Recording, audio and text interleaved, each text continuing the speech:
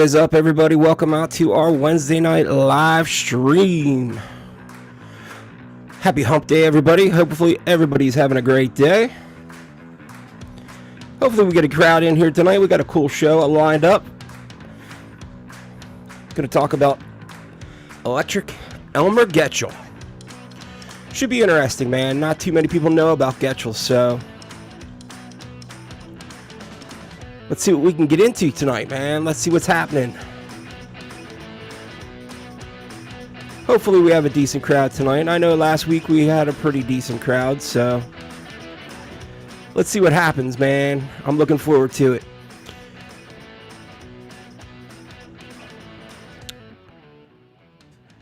So we're going to talk about Elmer Getchell tonight, who has a little bit of controversy built into it, which is pretty awesome, if you ask me. Oftentimes with tattoo history, you will have people that have some controversy built into it. And tonight just happens to be one of those people. So it'll be awesome. What's up, moderator Nikki?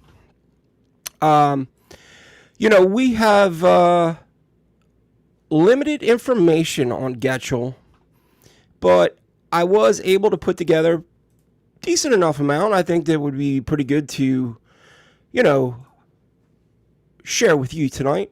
The cool thing about it is that you can't really... Wow, that was odd.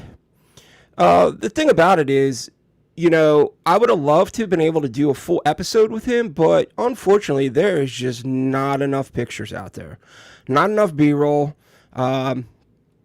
So it kind of takes away from us being able to do it, which sucks, man. And I just noticed Chris Hawkins just said, I know nothing about him, which is interesting because it's almost kind of like he got left out of the history book, so to speak. And once we get into the controversy part of it, I think you'll be a little bit more amazed that he was kind of swept under the rug. I don't know. You can tell me when we get there. But, again, one of those guys that I wish I could do a full episode on. Maybe somewhere down the line I can. But for right now, just not enough B-roll. And you know what? This was actually requested by a listener of ours. This person listens to us after the fact. They said that every time we're doing our live streams, whether it's Wednesday or Sunday, they're tattooing and they can't join in, but they do watch afterwards. And they asked me on Instagram if they could, hey man, would you ever consider doing Getchell? I said, as a matter of fact, I've already thought about it. It was a discussion that Justin and I had probably over a year ago. And that's what kind of started to lead me down the path. And then I realized, well, wait a minute, man. I'm not going to have enough data to, B-roll to do a full episode. Excuse me while I take a swig real quick. Matter of fact, I got my tattoos in review from Ohio Laser and Plasma Cutting. Check it out. Our listener Chris Hawkins makes these. Pretty banging. Keeps your drink cold, man. So, so they hit me up on Instagram and said, hey, man, would you consider doing Getchell? I said, sure, dude, absolutely. So as a matter of fact, the very next day, I jumped on it, and I got right on the research. The gentleman that asked for this is Ghost Markings, and I think they're from up your way, sir. Canadian guy. And so let's get into this, man. No problem, Chris. We enjoy your product. Let's see. I just want to make sure everything's going good. Make sure everything sounds okay. And we'll jump into it. We good? Everybody good? All right. Let's rock this out. If it doesn't sound right or something, shout out in chat, man. I'll get to it. So let's start off at the beginning with Elmer Getchell. He was born Elmer Ellsworth Getchell in 1861, with records indicating that he was from Maine as his birthplace. Came from a fairly, big family, which I guess would be normal for the late 1800s, mid 1800s. His family said that this is, I guess, information they got from his great granddaughter. That he was highly educated and scholarly, claiming he had earned both a master's degree and a PhD, one in physics and another in chemistry, from prestigious institutions like Harvard and MIT. However, when they did some research, Harvard's register never showed records of him being a student there, but he did reside in Cambridge, Massachusetts, where both of the universities are located. So I don't know if it's one of those situations where he kind of like told a little white lie and it just got carried on, or who knows.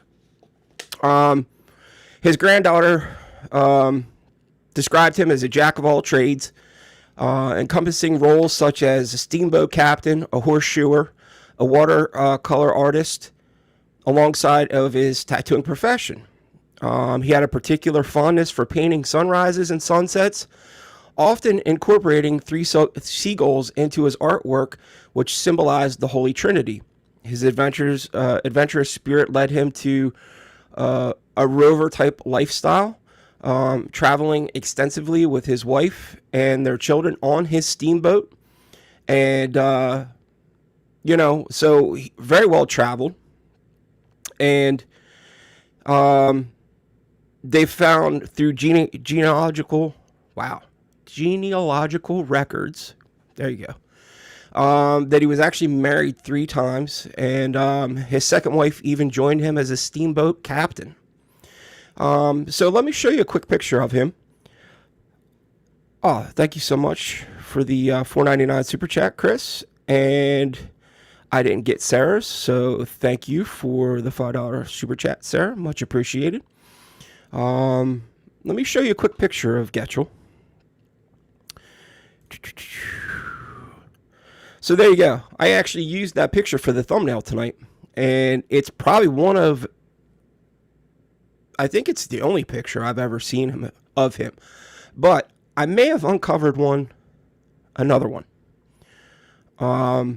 I'm not 100% sure about this. We'll get to that in a second, but I wanted to at least give you a quick shot of what, this is a known picture of him. Now, here's where the controversy kind of comes into play. His introduction into tattoo industry was intertwined with the burgeoning popularity of electric tattoo machines. I think you might see where this is going.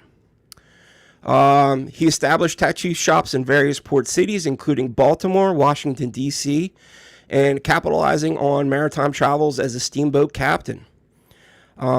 His presence in these locations allowed him to cater to diverse clientele, primarily sailors and military personnel, and often sought tattoos as markers of identity. Who sought tattoos as markers of identity or mementos. A significant chapter in Getchell's career began in 1898 when he partnered with Samuel F. O'Reilly, the inventor of the first patented electric tattoo machine at 5 Chatham Square in New York City. And I'm going to go ahead and pop another picture for you all. Actually, I have it. We do this. There we go. I have a cool picture to give you guys a little bit of reference. Here we go. And this is Chatham Square. Now, if you've seen my Charlie Wagner video, you would have probably seen something similar to this. And in this picture, you have, I think this is 5 right here, basically. So you see this tall smokestack and then the building going down.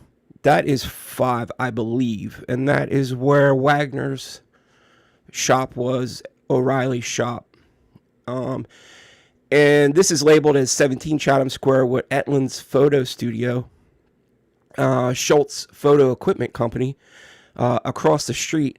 And the only reason that that is a very good point of interest is the Etlin studio took a lot of pictures for tattooed clients of Charlie Wagner and also Lou the Jew Alberts. So the gentleman that owns the collection right now his name is Darian Bray, Brey. I'm actually going to use one of his pictures for later on, but that is pretty important because, like I said, there were tons of pictures taken by them. You know, I don't know if Charlie Wagner was like walking them across the street once he got a picture, you know, like a piece done or a back piece done, but apparently they did a ton of pictures for Wagner, Lou Alberts, amongst others. I think even like Millie Hall, stuff like that. Yeah, so let's get back into the details. Now, where was I? Okay. So the location of 5 Chatham Square is a pivotal site for the Bowery District. It was a hub of early American tattoo culture.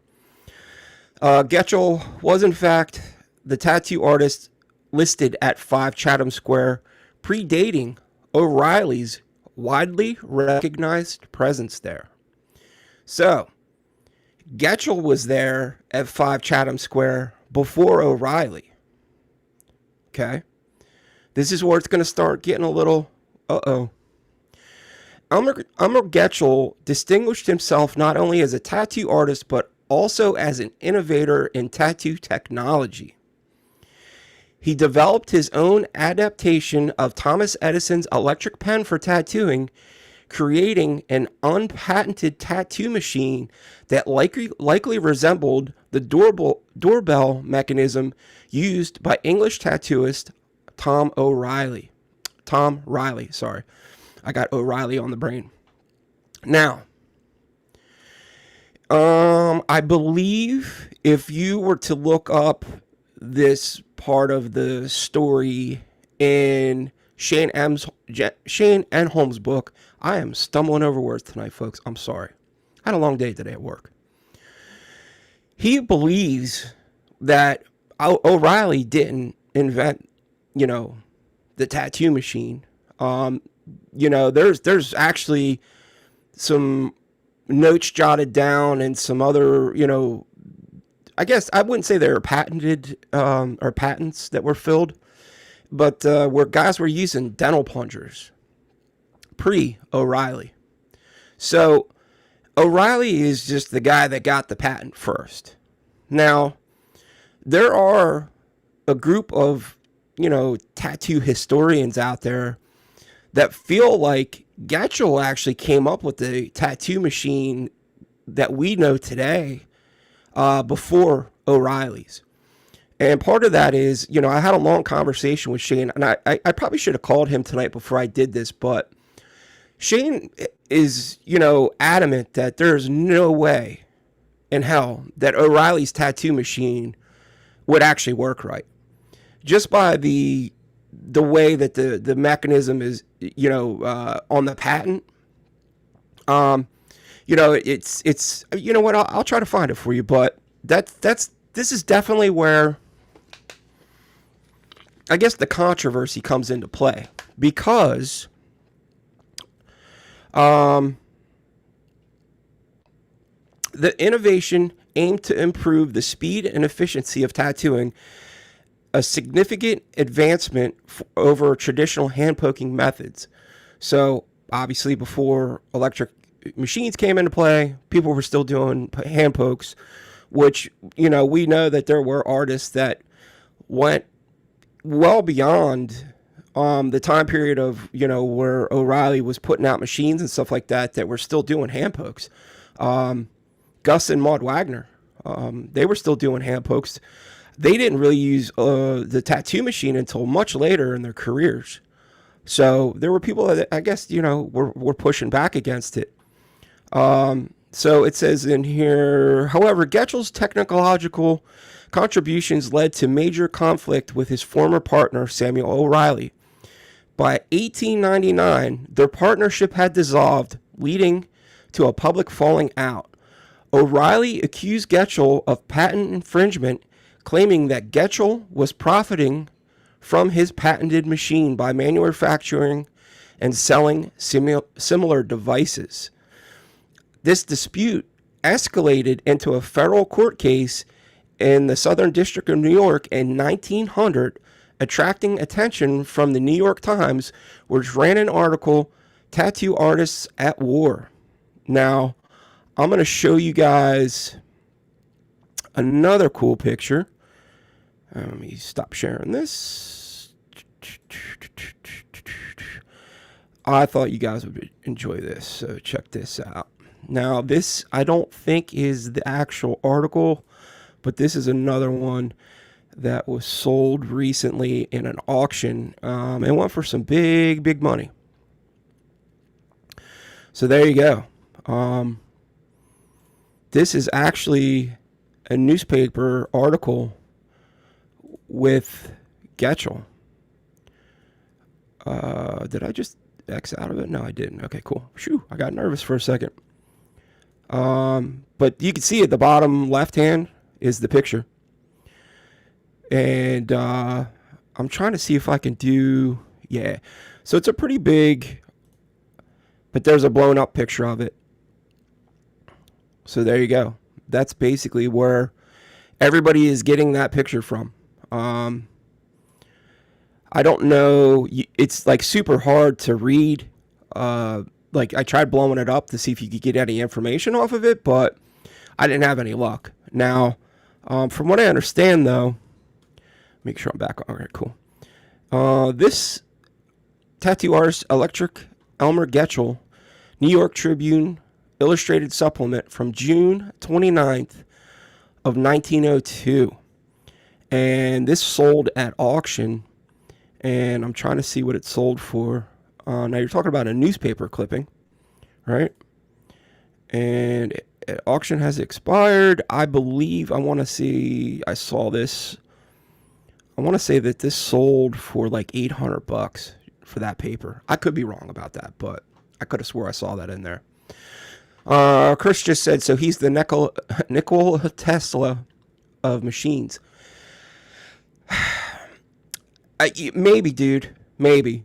I mean, they make it sound like Getchell had the background. He had the knowledge, right? He was educated. If even if the PhD stuff and the master's degree and all that's bullshit, it still sounds to me like the dude had some pretty in-depth knowledge, mechanical engineering, that kind of stuff. So I want to say that it's very much possible that he kind of came up with the idea, and it just happens to be that O'Reilly filed the patent first. And from what I understand, they were different types of machines. So maybe O'Reilly altered his patent to make it more look like his invention. There you go. Very cool. I've never seen this before. Getchell isn't the easiest to get information on. Yeah, man. It's really tough. But I did some digging, man. And I got a little bit more for you. So, excuse me. Getchell challenged O'Reilly's claims, arguing that O'Reilly's modifications to Edison's original design were insufficient to warrant a new patent, thus invalidating O'Reilly's claim. Getchell also reportedly backed Edison in the case. Asserting that O'Reilly was not solely responsible for the tattoo machine's invention. Although the case never reached a conclusion in court resolution, the pair eventually settled out of court. Following this legal battle, Getchell relocated to his shop at 11 Chatham Square, becoming the first tattoo artist at that address before O'Reilly moved in after Getchell left New York. So yeah, it sounds to me like O'Reilly had a habit of following Getchell, right? Getchell's career was marked by his presence in several significant tattooing locations. His tenure at Chatham Square in New York City was particularly notable, first at 5 Chatham Square and then 11 Chatham Square. These addresses were central to New York's flourishing tattoo scene, fostering a community of pioneering artists. After leaving New York, Getchell established a tattoo shop at 611 East Main Street in Norfolk, Virginia, a thriving naval and shipping center in 1918. This location was strategically chosen as East Main Street was known as a hub for sailors' entertainment, lined with tattoo shops, among other establishments, which is why Cap Coleman wound up there. So Cap Coleman was actually there before Getchell. And the only reason I know that is because I did the Coleman episode, and I know he was there before 1918. He also maintained tattoo shops in other port cities like Baltimore and Washington, D.C., aligning with his rover lifestyle and steamboating career. This prophetic approach allowed him to serve a wide range of maritime clientele, demonstrating his business acumen and adaptability.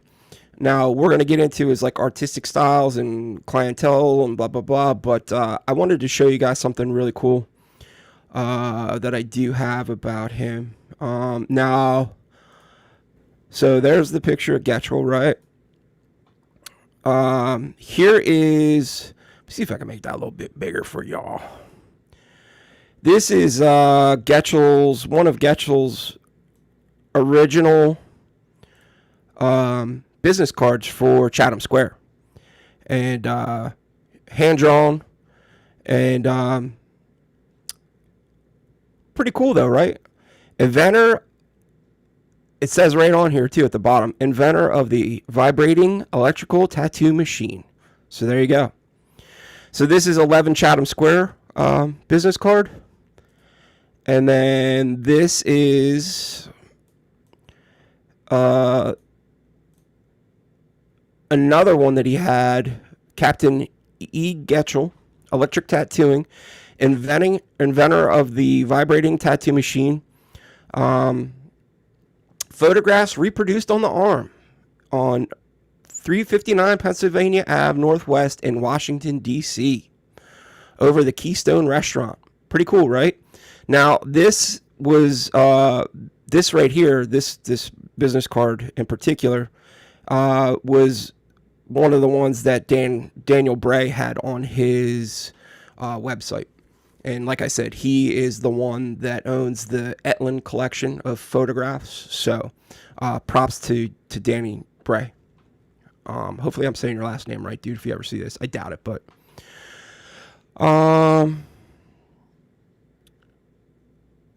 so I could be wrong, but I remember hearing O'Reilly was a barber in a shop that Getchell tattooed in.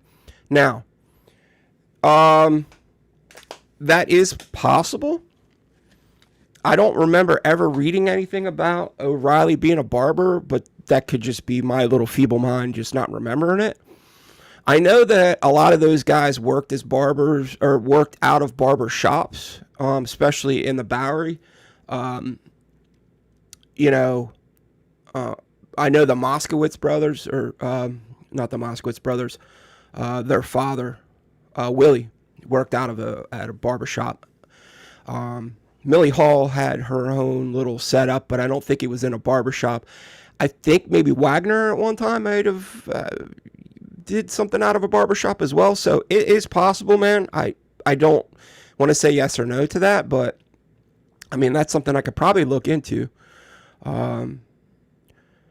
So I'm glad you guys are digging this, man. So I'm turning you on to somebody that you've never even heard of before, which is cool. I'll leave that business card up there just while I read this so you have something to look at. While explicit descriptions of Getchell's signature tattoo styles are not extensively documented, his offerings included stylized tattoo designs suitable for his clientele. His artistic sensibilities extended beyond tattooing. He was a watercolor artist who incorporated symbolic motifs like three seagulls, which we already talked about, into his paintings. Getchell's clients primarily comprised of sailors and military personnel, a common demographic for tattoos during that era, reflecting on the practice's role in identity and commemoration among seamen. An intriguing anecdote suggests that Getchell once tattooed a society woman with her husband's portrait on her boob. I don't know if I could say the other B word, but, we'll just say boob, indicating that his services extended beyond the typical working class or maritime clientele to those of high societal status, which we know happened in England. Very well known that, like, Burchett, I'm trying to think who else. Oh my God, why am I drawing a blank? Anyway, they were definitely doing high society people. So that makes sense to me. We have this era of, where the bums and the sailors and the ladies of the evening and whatnot later on started getting tattoos, and it was like the dirt bags of the Bowery and whatnot. But I think prior to that there were definitely some high society people that were getting tattooed work done, so that makes a ton of sense. He was also noted for his shrewd public relations, effectively utilizing negative media attention such as his legal battles to garner positive publicity. This ability to manage public perception contributed to his professional standing, and in a time when tattooing was often viewed with a societal stigma, sometimes associated with freaks or illiterate seamen. So there you go. That's kind of what I was just saying. So I did not have any luck. I even went through the Brunson book. I went through a couple other books to see if I could find any flash from Getchell. I didn't have any luck. Now, that's not to say that there isn't any out there. Sure there is. I'm sure whoever owns it paid really good money for it. I'm sure it's just not out there for public consumption, or at least to my knowledge right now. I just didn't have any luck. I did try to look and didn't have any luck. So, I would have liked to have been able to give you guys a little something to show you, say this is what, but I didn't have any luck. So, if you guys have any questions or whatever, throw them out there. If I can answer it, I will. If not, hey, you know what? Maybe I can get you to answer. Elmer Getchell's work and presence in the tattoo community are well documented through various archival materials and photographs. I didn't have any luck. So wherever those are, photographer William Etlin, just talked about that, right? Captured Getchell in his element, tattooing clients at 17 Chatham Square around 1902. Now, I looked and I did not find that picture. I tried and did not have any luck. One famous photograph shows Getchell tattooing Otto Schmidt, which is the one I showed you. A German nurse adorned with elaborate tattoos of snakes, dragons, and other creatures. Another image circa 1904 depicts an unidentified man tattooed by Getchell with the inscription "Tattooed by Professor Getchell, Norfolk, Virginia," signaling his move to Virginia. Yeah, man, I wished I could have found that, but hey, look. This is the only other photo, and this is, again, is Bray. I believe this is either somebody that was tattooed by Getchell, or that is Getchell himself. It has his business card, and if you look, the mustache, the nose, right? If you go back to this first picture, I want to say that's him. I tried putting them like side by side, and I couldn't really give like a definitive, but the more I look at it, the more I think that might be him. So, would love to know that. And I tried reading the the script at the bottom of the picture, and I didn't have any luck. So I don't know.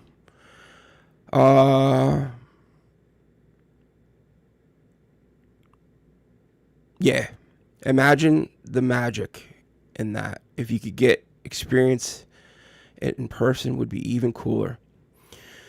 So that's one thing I will say is I make a point of, and you're gonna laugh about this, but I think when I was talking to Dana, he was saying that he would sometimes go to garage sales, flea markets, stuff like that, and pictures of like tattooed people just show up randomly in piles of pictures and whatnot. I'm constantly looking for stuff like that. Now, I know Dana bought most of his stuff off of like actual tattoo artists and whatnot, but to me, it's like, there's two things I look for when I go to a flea market, man.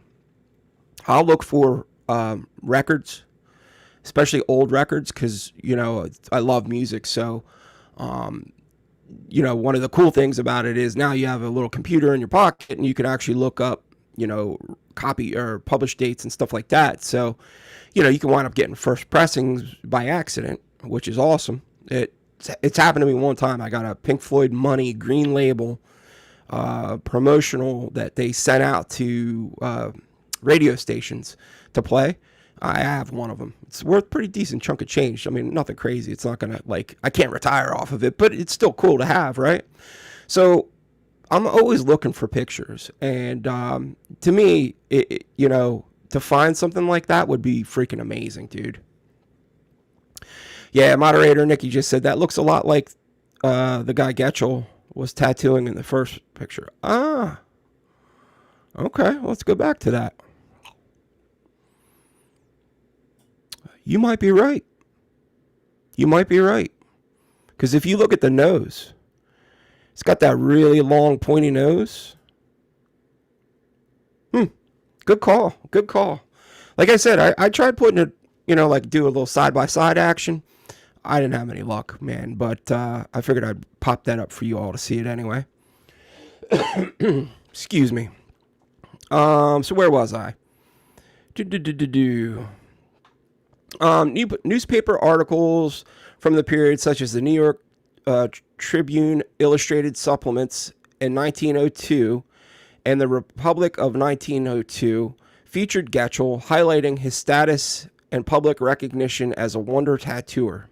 So that would be the newspaper, I guess, that I showed you earlier. That would be the New York Tribune Illustrated Supplements. That is what they're talking about. His business cards, which served as both identification and promotional material, also survive as valuable pieces of memorabilia, some dating to around 1927 and identifying him as Captain Elmer Getchell. These visual and textual records are preserved in a specialized tattoo history collections and archives, including those that collect vintage tattoo memorabilia. So there you go, man. I mean, I really I think what really started me down the road with looking into Getchell was the whole, back and forth with him and O'Reilly. Man, like I said, I've had conversations with Shane, and, Shane is pretty adamant that he doesn't think that O'Reilly invented the, whatever version. He's like, dude, it was a dental plunger that they, messed around with it. They made it into a and it almost looked like a pen. Actually, I think on one of the episodes I did, I actually had a picture of it, and I even had the dentist that invented it. But I'd have to look. I think it might be the Charlie Wagner one. It's been so long since I've seen that. I'm not 100% sure, to be honest with you. But, when it comes to tattoo machines, Shane is probably my go-to guy. He's, written a couple books about tattoo machines. So, if he's saying that it really doesn't think it was O'Reilly, then I'm going to kind of go with Shane. Yeah, so there you go. Mark just said, Shane is the foremost authority on tattoo machines in my book. Yeah, so you know what, dude, while we're talking about this, because, again, I always saw Samuel O'Reilly tattoo patent.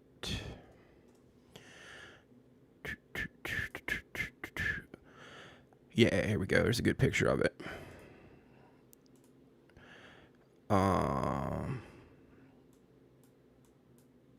Let's see if I can share that with y'all. So this way you can see it, just so you know what I'm referencing. But to me, when he explained it to me, like, hey man, there's no way. Here we go, images. He's saying that the way that it's angled, so you could see where the plunger kind of comes down, and then there's that sharp right turn, and then the needle goes through the tube, and that's how it works. So what Shane is saying, that there's no way mechanically that would even work right, and if it did work, it probably wouldn't last that long to begin with. So it makes sense to me. I was trying to see if there was another one in here. You know what? Let's look that up. Dental plunger.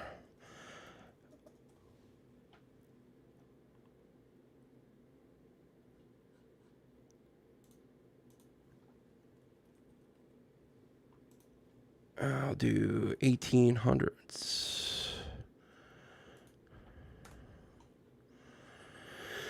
Yeah, no. All right, never mind. I wish I would have thought about that, but yeah. So there you go. I mean, it's not a lot of detail about Getchell, but like I said, not a lot of information out there. That took me a week's worth of digging just to get that, what I had for you all tonight. He's considered to be like a foundational person in this whole craft. Just because of his early, inventions and him working with Samuel O'Reilly. And then, like, he's just kind of like the dude that gets kind of left out of the history books, which is kind of bullshit. But, I guess that's just the way it is. The fact that he was part of the original crew out of Chatham Square, even better. I mean, I have a little special place in my heart for that whole era and that whole area. When you look at the lineage that came out of the Bowery, that's still today working, it's incredible. And that's not to like, say that the UK or London or Chicago or the Pike doesn't have its history and its rightful place on the Mount Rushmore of tattooing. They do. To me, I mean, I feel like, like Sutherland,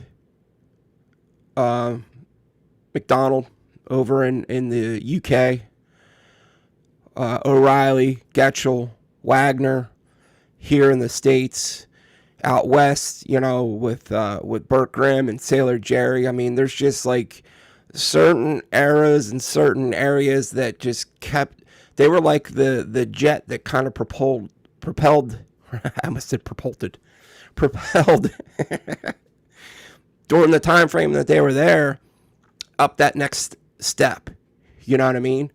And I say Chicago because, Burt Grimm, he came out of St. Louis, but, even like Cliff Raven, right? Zeiss was close enough to that area. So, I know even Philadelphia Eddie went to Chicago for a while. So, yeah. But, you know, the fact that Getchell was rubbing elbows with O'Reilly and Wagner, and you know what I didn't notice on here. So maybe not with, well, maybe because Captain Elmer Getchell died in 1940. So yeah, he would have definitely Wagner. They would have crossed paths, I'm sure. I think that by then Getchell was already down in Virginia, but it's not to say that he didn't go back to um, New York at all. And he's actually buried in Riverside Memorial Park in Norfolk. So I was going to go to his grave when I was in Norfolk, but it was the day that I hit the Coleman gravesite. Dude, for me to get to the other, it's like on the other side of Norfolk. I just didn't have the time. So if I go back down to Norfolk at all for another convention, I will definitely have to go check it out, get a little grave rubbing. But I'll share that with you all real quick just to show you. I think it would be pretty cool to see. There you go. Here's his gravestone. Boom. He's buried with his wife Madeline, 1863 to 1940. Notice he has the Freemason symbol on there as well. Interesting. Pretty interesting. And then they have the picture of Getchell again. Like I said, man, I feel like that's probably one of two, maybe one of one pictures of Getchell. Some of these guys, gals, unfortunately, especially when you go further back, you're really, really going to struggle to find any kind of, pictures, flash. It just makes my job a lot harder. And then, I've asked you guys about like AI. I think I even put a thing on the community page one time, and I was like, hey, what do you guys think about AI? And then, it was like a 50-50 split. Some people were like, absolutely not, don't use it, da-da-da-da. And then other people were like, hey, man, if you use a little bit here and there to make it, the story go and glide along to fill some gaps, then so be it.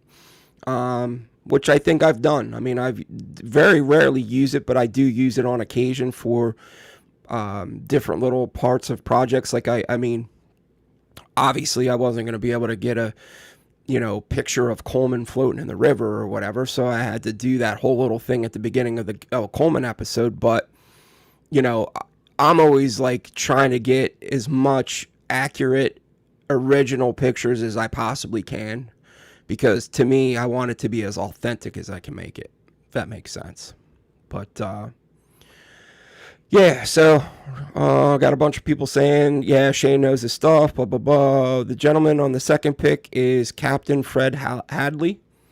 All work done by Getchell. Well, look at you, man, over there Googling away while we're doing this. Rock on. That's awesome. Sailor Jerry, our Canadian Sailor Jerry, is still kicking ass and tattooing. Yeah, Mark, so I had heard he was sick. Is he back on the mend? Is he back up and running? Or because I did know that he was down for the count for a little bit. He was pretty sick. I mean, I know he's an older guy. He's got to be 80s, right? Sailor Jerry Swallows. He's up there up in Canada. Legendary tattoo artist. Don't think he used the name Sailor Jerry until after Sailor Jerry from Hawaii passed away. I could be wrong about that, but I think that's what I was told. Be curious though if he's out there tattooing or not. Last I heard, he was tattooing, but he was sick. So I don't know. I hope you guys enjoyed the little bit of information that I did have tonight, man. Obviously, I didn't have enough to fill up a full hour. But I hope you guys enjoyed it. Just out of curiosity, what did you guys think of Sunday night's show, man? I mean, you know, I thought it was a really good show. I think that it was pretty unanimous that we feel like that guy was doing a money grab, trying to do his Nike tattoo school. I don't think that was really the case, but I definitely stirred the pot. Let's say that. There was definitely some people that hit me up after that show on Sunday night or Monday, and chimed in about how effed up they think it is, and just curious to think with you guys. All right, cool. So I got two people that loved it. Great show. Cool. I think we try to do our best to stay neutral. And then I think there's going to be times where you're going to have conversations that it's going to be really hard for us to stay neutral. I think that with Justin and I both like really holding on to the traditions of this whole thing and the history of this thing, it's going to be really tough sell for me to go, yeah, man, you know what? I think that's a good idea. And I never will, but I'm a firm believer of an apprenticeship. Okay, so he was tattooing at the convention in New Brunswick. That's awesome. All right, good, man. So, Mark, are you the one that I talked to about possibly getting up there to interview Sailor Jerry? I think you are, actually, now that I'm looking at your name. You know what, man? It's crazy. I talked to so many people. It's wild to me how many people watch our shows after the fact to give their opinions and whatnot. Some of the guys are older and they just don't know how to do the chat while the show's going on or whatnot, or they're afraid to be too abrasive. I get a lot of guys that tell it like it is, and I think they're worried that they're gonna say it in chat, and I'm like, look, man, we don't have that kind of crew. I think all of our people are pretty open-minded, and I don't think there's like anybody out there that would be like, oh, I'm never going to watch this show again because you had a guy on there that said X, Y, and Z. I mean, we just don't have people like that. So you should never be afraid to express your opinion, man, as long as it's within reason, right? Like, we don't want to talk about like crazy shit that we don't talk about on this show. So, yes, sir. I don't know him personally. Yeah. Okay. So, yeah.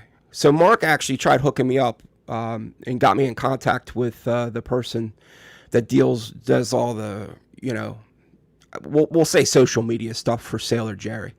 I wanted to get up there to do an interview with him. It's just real. That's a freaking hike for me, man. So it'll happen. I just, it's one of those things where I'm like, I don't want to wait too long, man. The dude's old. But, I would love to get up there. So, I don't know, man. I know it's a short show tonight, man, but I hope you all enjoyed it. I really dug digging into this and finding out more info about Getchell. Like I said, I only really knew the electric Getchell. I didn't really know too much about him, like, where he was born or, this, that, and the other. So for me to get in and dig into some of this stuff and get a little extra info was really cool. I would really wished I could have found some flash or some more pictures or whatever, but sometimes it is what it is, man, and you just got to go with it. So if you guys have any suggestions, throw them in the comments. Even if you're watching this after the fact, or hit me up on Instagram, man, give me somebody. I'm always willing to try. And if I can't do it, I can't do it. I'll tell you. But, feel free to reach out to me, man. Give me ideas for somebody you want to, do an episode on that you feel like there's not a lot of info out there or there's not a lot of pictures, because we're going to reserve those people for shows like this. Anybody else that I can get a ton of info on and a ton of B-roll, I'm going to do a full-blown episode and I'm going to do it right.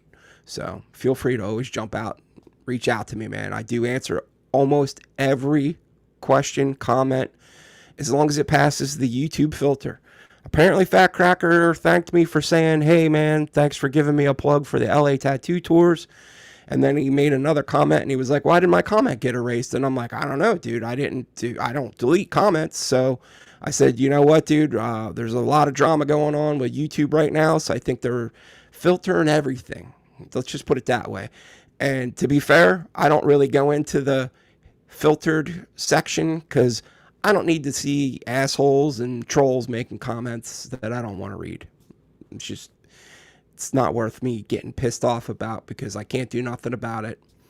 And I feel like if you were standing in front of me, you wouldn't say some of those things. So on that note, happy hump day. I will see you all on Sunday. Have a good week, everybody. Be safe.